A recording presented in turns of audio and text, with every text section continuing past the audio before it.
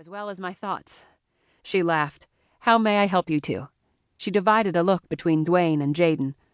"I'm Duane Bontrager, and this is my son, Jaden. We're here to give Kane an estimate on the roofing job." She snapped her fingers. "Oh, right, it's Saturday.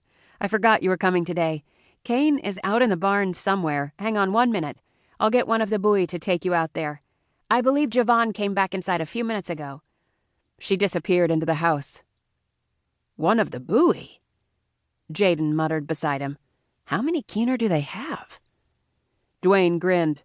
"It sounds like quite a few." The redhead appeared a few minutes later beside a small blond boy. "This is Javon." She bent down beside him. "This is Duane and Jaden. Would you please take them out to see your dad?" The boy nodded, and Duane assumed he was around 5 years old.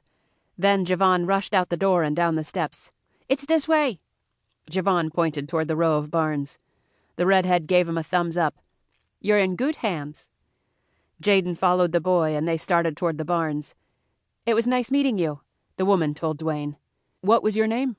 he asked. "Oh, I'm sorry. In all the chaos, I never introduced myself. I'm Crystal Glick." "Nice to meet you, Crystal." He nodded and then jogged down the steps and caught up with Jaden. "That Crystal has her hands full. I remember those days with Keener running all around the house. Although your mom never had that much craziness, except when your brooders were both in diapers.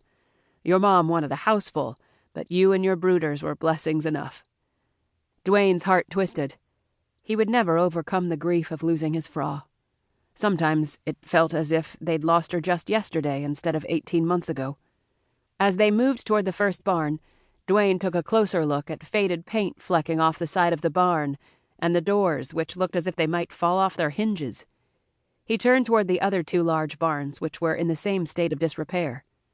Beyond them, he took in the fence, noticing more missing slats than he'd observed from the porch.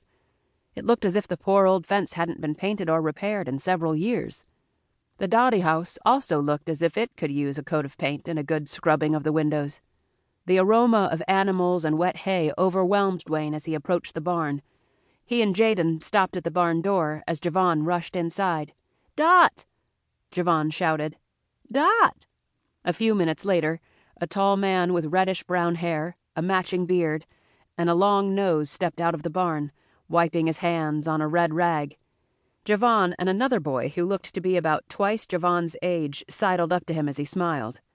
The man shoved the rag into his pocket, then held out his hand. "I'm Kane. I assume you're Duane Bontrager." Duane shook his hand. "Yeah, that's right. And this is my son, Jaden." "Nice to meet you both." Kane jammed his thumb toward Javon and the other boy who stood behind him. "These are my sons. This is Nate, and you've already met Javon." The boys waved at Duane and Jaden, and then raced back toward the house. "So, how long have you been in business?" Kane asked. "I've had my own roofing business for about 20 years," Duane said. "I renamed it Bontrager and Sons when my former helpers moved on to other jobs and my buoy were old enough to help me with the work." Kane rubbed his long reddish beard. "Good, good. You come highly recommended. Do you live here in Gordonville?" "No, but we're not far from here in Bird in Hand." "Great. You can see that my farm needs some attention. I've put it off for years since there's always so much work to do around here, but my Fra insisted we start cleaning it up this spring. The roofs are my first priority. I need them replaced on my main house and barns. We're not using the Dottie house, so I'm not going to worry about it just now. Next, I'll hire someone to paint the barns as well as paint and repair the fencing." He rubbed his hands together. "So I suppose you need to measure my roofs before you can give me a price." Duane nodded toward the pickup truck waiting patiently in the driveway. "My driver has all our equipment, including our ladders. We'll measure and then give you the breakdown of our pricing." "All right, then," Kane said. Duane and Jaden collected the measuring wheel, clipboard, and tallest ladder, and soon they were measuring the barn roofs before moving to the house. While Duane stood on the roof of the house, he looked down to the ground toward an elaborate wooden swing, where 4 of the children played. Crystal stood nearby wearing a sweater with one of the red-headed toddlers perched on her hip and the other grasping her apron. Duane shook his head, amazed at her patience as she spoke to Alicia and then to Javon.